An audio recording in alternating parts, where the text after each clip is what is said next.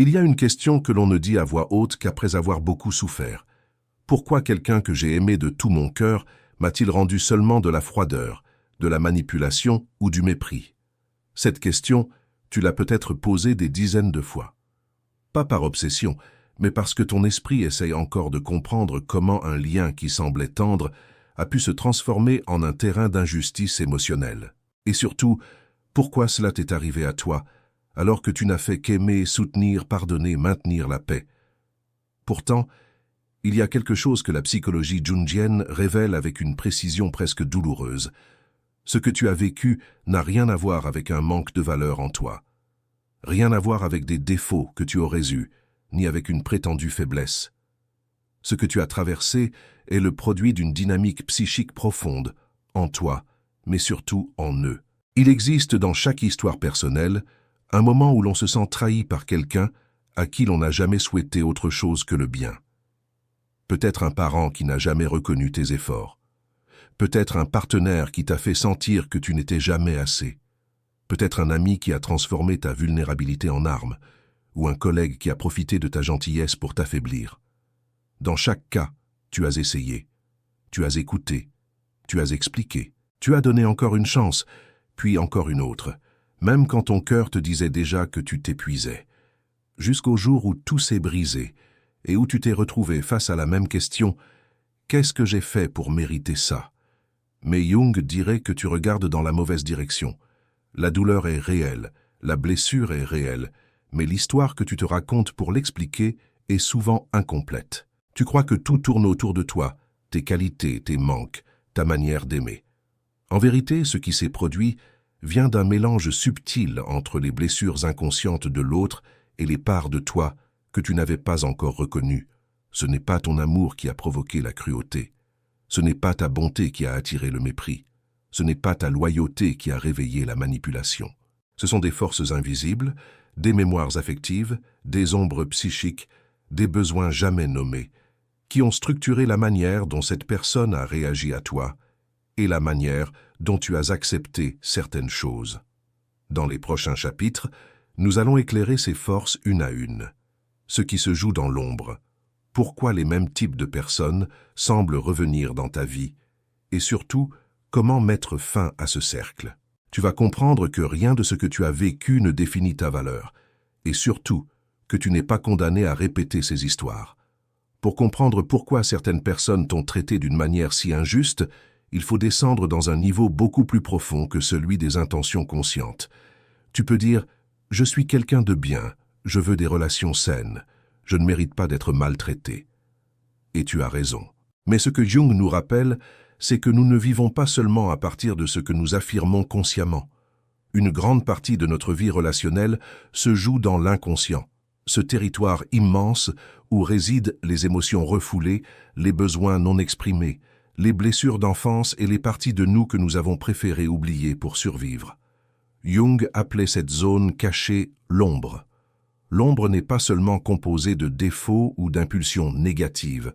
Elle contient aussi des aspects de toi que tu as appris à considérer comme inacceptables.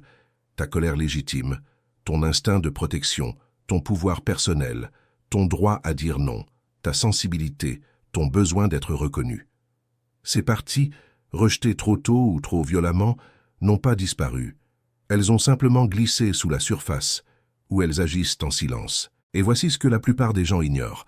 Ton ombre influence autant les personnes que tu attires que ce que tu tolères d'elles. Tu peux dire que tu veux quelqu'un de respectueux, mais si ton ombre contient la croyance que « mes besoins dérangent » ou « je dois mériter l'amour en me sacrifiant », tu seras involontairement attiré vers des personnes qui confirment ce vieux scénario. Inversement, ils seront attirés par toi, non pas pour qui tu es, mais pour le rôle inconscient que tu sembles prêt à jouer.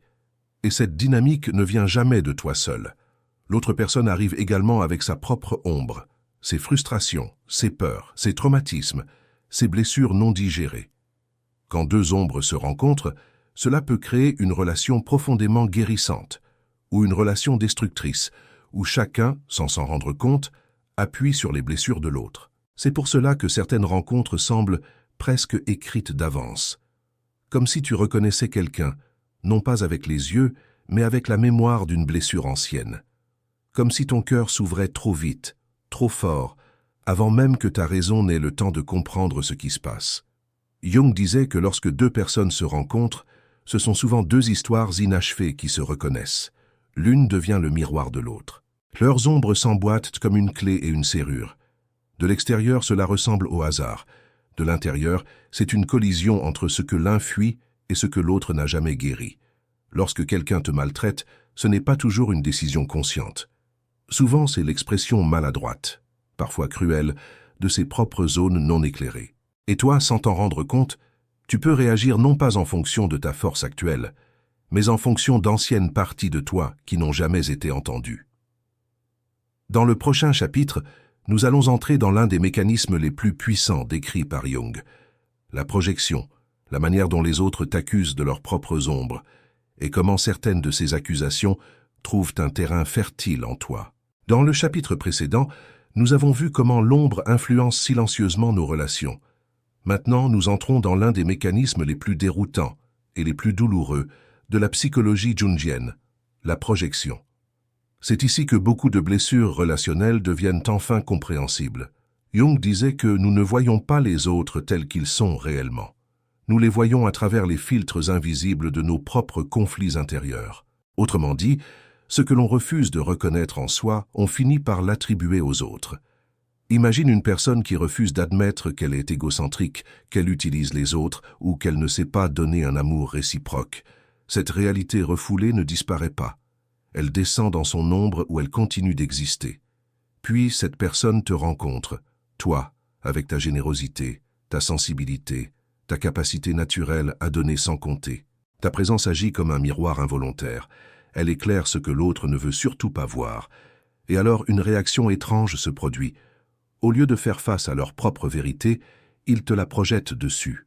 Tu deviens soudain égoïste, difficile, trop exigeant, manipulateur, jamais satisfait. Tu reconnais ce phénomène, n'est-ce pas? Ce moment où la personne qui te blesse te reproche précisément ce qu'elle te fait subir. Le menteur t'accuse d'être malhonnête. Le partenaire distant affirme que toi tu manques de chaleur. La personne contrôlante dit que tu es trop intense alors que c'est elle qui t'étouffe. Ils ne décrivent pas ta réalité. Ils révèlent leur ombre, sans en avoir conscience. Mais voici la partie la plus inconfortable, celle que Jung souligne avec une grande délicatesse.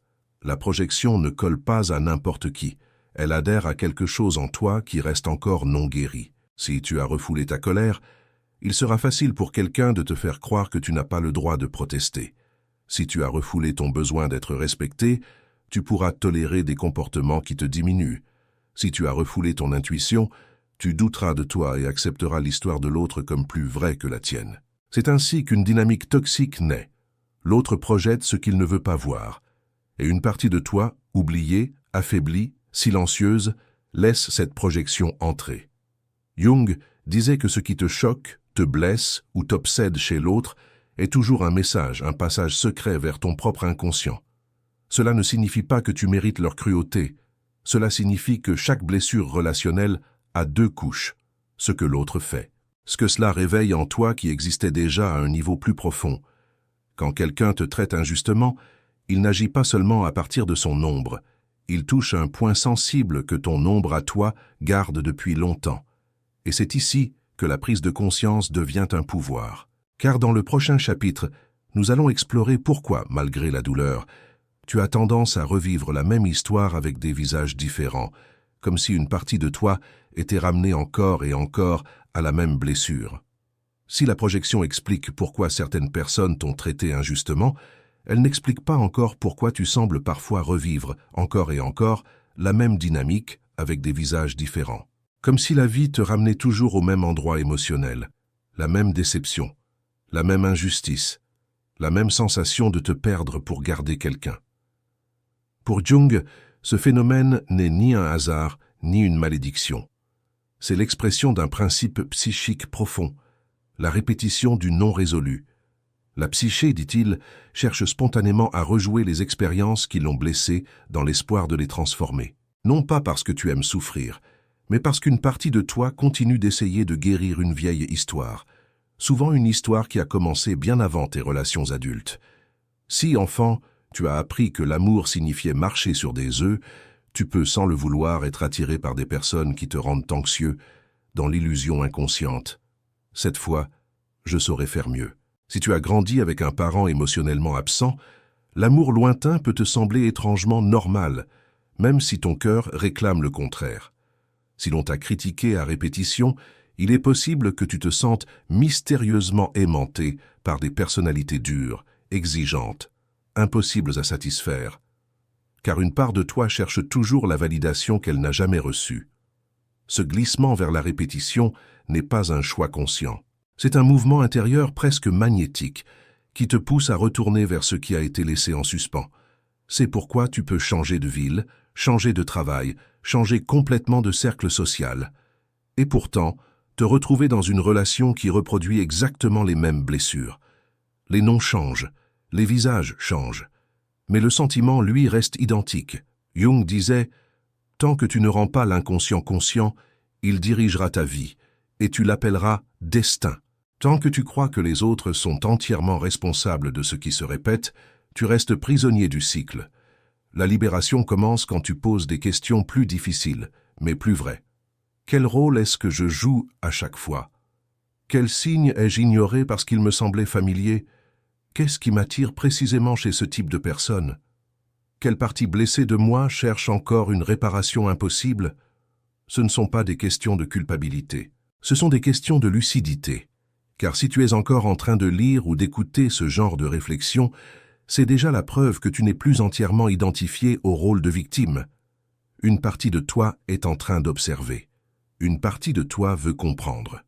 Une partie de toi commence à dire « je reconnais le motif ». C'est précisément cette reconnaissance qui ouvre la porte du changement. Mais avant que le cycle puisse se briser, il faut comprendre un autre élément essentiel décrit par Jung, la persona, le masque que tu présentes au monde, et comment ce masque attire exactement les personnes qui profitent de lui. C'est ce que nous allons explorer dans le prochain chapitre. Dans les chapitres précédents, nous avons exploré les blessures, la répétition et les projections. Mais il existe un autre élément essentiel dans la manière dont tu te retrouves dans certaines relations. La persona, ce masque social que Jung décrit comme l'image que nous présentons au monde pour être accepté, aimé, respecté, ou simplement pour éviter le rejet. Nous en avons tous une, ce n'est pas une faute, c'est une adaptation. Mais pour beaucoup de personnes sensibles, empathiques et généreuses, comme toi, la persona devient parfois si forte qu'elle finit par étouffer le vrai soi. Peut-être que ta persona dit « je suis celui qui aide toujours » ou « je suis facile à vivre, je ne dérange jamais » ou encore « je suis fort, je n'ai besoin de personne » ou « je suis compréhensif, je pardonne tout ». Ces masques t'ont peut-être protégé dans l'enfance. Ils t'ont évité des conflits, des humiliations, des ruptures de liens. Mais avec le temps, ils deviennent une prison élégante. Une prison où tu apprends à sourire alors que tu t'effondres, où tu dis « ça va » quand tu n'es plus capable de respirer, où tu te rends invisible pour ne pas déranger, où tu donnes 10 fois plus que ce que tu reçois, simplement pour maintenir une illusion de paix. Le drame, c'est que ta persona n'attire pas seulement des personnes bienveillantes. Elle attire aussi, et parfois surtout, des personnes qui profitent exactement du rôle que tu acceptes de jouer. Si ton masque dit « je ne me plains jamais », tu rencontreras des gens ravis de te donner moins que le minimum. Si ton masque dit « je suis là pour réparer les autres », tu attireras des blessures ambulantes qui s'attendent à être portées. Si ton masque dit « je suis toujours disponible », tu deviendras la ressource émotionnelle gratuite de ceux qui n'ont aucune intention de te donner en retour. Et il y a une ironie presque cruelle, mais profondément vraie. Ceux qui ont été les plus blessés sont souvent ceux qui portent la lumière la plus douce. La vraie lumière, celle faite d'empathie, de sensibilité, d'intuition, de chaleur, attire les cœurs sincères. Mais elle attire aussi les personnalités prédatrices qui reconnaissent avec une précision glaciale l'absence de limites. Les gens qui n'ont pas accès à leur propre stabilité émotionnelle sentent, intuitivement, que tu peux leur offrir la tienne, pas parce qu'ils t'aiment vraiment, mais parce qu'ils se nourrissent de ta capacité à apaiser, comprendre, réparer, absorber. Tu n'as pas attiré ces personnes parce que tu étais faible, tu les as attirées parce que tu étais lumineux, mais sans protection, parce que ton cœur était grand, mais sans frontières, parce que ta bonté était réelle, mais offerte sans limite. La solution n'est pas d'éteindre ta lumière, la solution est de la protéger. Et c'est là que commence le processus le plus profond de la psychologie jungienne. Retirer le masque, récupérer ce que tu as abandonné, redevenir entier et laisser ton vrai soi, celui qui a des besoins, des limites, des émotions, de la force, prendre sa place. C'est exactement ce que nous allons aborder dans le prochain chapitre. L'individuation, l'éveil intérieur qui transforme définitivement ta manière d'aimer et de te laisser aimer. Arriver à ce point du chemin signifie déjà quelque chose. Tu n'es plus en train de subir ton histoire, tu es en train de la regarder en face. Et c'est précisément là que commence le processus central de la psychologie jungienne, l'individuation. Ce mot peut sembler abstrait, mais il désigne en réalité un mouvement profondément humain. Devenir toi-même, entièrement, sans les masques, sans les rôles imposés, sans les blessures qui dirigent ta vie depuis l'ombre. L'individuation n'est pas devenir meilleur et parfait ou invincible, c'est devenir entier. C'est récupérer chaque morceau de toi que tu as laissé derrière pour être aimé, accepté, choisi. C'est reprendre ton pouvoir intérieur, celui que tu as cédé à d'autres sans savoir que tu le faisais. Le processus commence toujours par une décision intérieure, une décision simple mais radicale. Je ne vais plus vivre comme un personnage secondaire dans les histoires inconscientes des autres. À partir de là, quelque chose change. Tu cesses d'être aimanté par les mêmes dynamiques. Les comportements que tu tolérais avant deviennent soudain insupportables. Les excuses des autres ne suffisent plus. Tu entends ta propre voix, là où il n'y avait auparavant que le bruit de leurs attentes. L'individuation passe ensuite par une série d'étapes très humaines. 1. Reconnaître le motif. Tu observes les répétitions. Tu identifies les schémas. Tu vois avec clarté ce qui t'a maintenu dans des relations où tu t'es diminué pour que l'autre reste à l'aise. 2. Retirer les projections. Tu arrêtes de dire seulement « ils m'ont fait du mal ». Tu ajoutes « pourquoi ai-je accepté cela? Qu'est-ce que je n'avais pas encore guéri ?» Ce n'est pas de la culpabilité, c'est de la souveraineté intérieure. Jung disait que la vraie liberté commence lorsque l'on reprend possession de ce que l'on projetait sur les autres. 3. Accueillir le deuil. Le deuil du parent que tu n'as jamais eu. Le deuil de l'amour que tu as tant donné sans jamais le recevoir. Le deuil des années passées à te minimiser. Ce deuil n'est pas une faiblesse. C'est un acte de réparation profonde. Ce que tu n'as jamais pleuré, tu restes condamné à le répéter. 4. Établir de nouvelles limites. Tu commences à dire non. Tu cesses d'expliquer ta valeur. Tu ne restes plus là où ton âme se contracte. Au début, cela semble étrange, presque méchant, mais en réalité, c'est l'expression la plus saine de ton renouveau. Je compte. 5. Choisir différemment. C'est la preuve ultime de ta transformation. Tu reconnais les vieux parfums du passé, le chaos appelé passion, l'instabilité appelée amour, la douleur appelée connexion. Et cette fois, tu choisis autrement. Tu choisis la paix. Tu choisis la réciprocité. Tu choisis celui ou celle qui ne t'oblige plus à te blesser pour être aimé. C'est ici que la vie te teste. L'ancien reviendra masqué en nouveauté, mais tu ne seras plus la même personne pour y répondre. Tu ne définis plus ta valeur à travers les mains qui t'ont blessé. Tu ne cherches plus la lumière dans les yeux qui t'ont éteint. Tu deviens la source. Et si tu es arrivé jusqu'à ce chapitre, c'est que quelque chose en toi s'éveille. Tu ne vis plus depuis l'inconscient. Tu commences à vivre en conscience. Ton histoire ne se résume pas à ce qu'on t'a fait. Elle commence maintenant avec ce que tu choisis de devenir.